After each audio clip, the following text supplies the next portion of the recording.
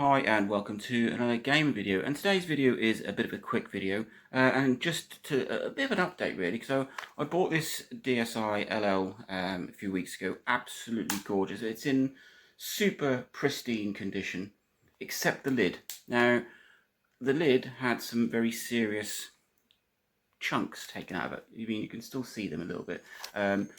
There's one there that had a massive sort of dip in it, and I was a little bit worried because it was quite deep. I thought it was it didn't break the plastic underneath, but it was very close to it. And then there was a few other sort of scuffs, and it looks to me like someone had dropped something on it, or it had been dropped on a table, and it sort of juked and caught the corner and really took a nasty chunk out of it. And I thought, I mean, it didn't really bother me. Cosmetically, yeah, it looks a little bit scuffed, but it gives it a bit of character anyway. But the rest of the device is absolutely lovely, and I do love playing on a DSi XL or an LL. But I was a little bit worried, you know, if this is going to be a device that I take with me, then it could break further. So I couldn't really think. I didn't want to put glue in it because I thought that would just make the top look a little even less nice.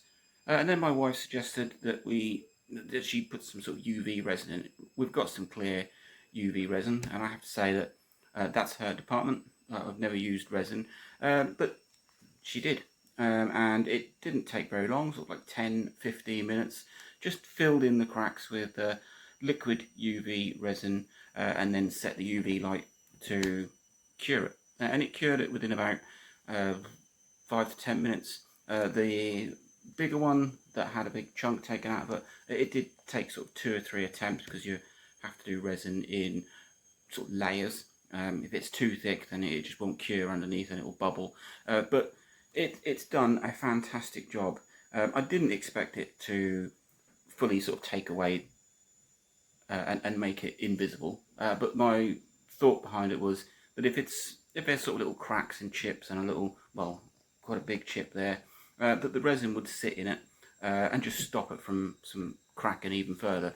So that's what we did. And then after that, I got my Dremel out because it's really difficult to just get resin in the place you need. So sometimes it was a little raised once it had been set. So got the Dremel out, got a little sand and stone, very carefully, just sort of sanded off maybe the rougher edges, and then I got a polishing stone for my Dremel and polished the whole lid. And I think it's come up very well. So if you've got anything really, it worked very well because the DS is white and this is this is clear. So I used clear resin, and it really has sort of taken away the look of it. If you had a coloured one, you may notice the resin a little bit more, but it definitely has done the job. It definitely protected what I wanted it to protect. I know you can still see it, you're not going to get away from that, but that is pretty much flush.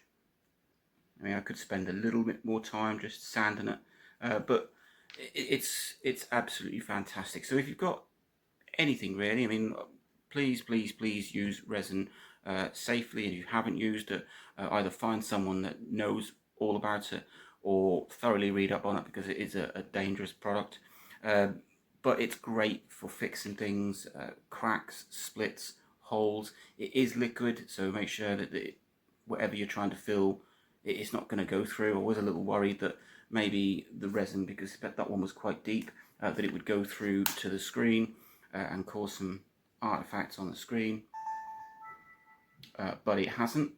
So I'm thoroughly pleased. I've now got a DSi which I can take away with me without worrying that this is going to crack, and I just filled it with a little bit of liquid resin. Actually, here it is, this stuff, with a little UV light, and job done. So yeah, I fixed my DSi LL with resin. Well, my wife did anyway. Link, like, subscribe, enjoy.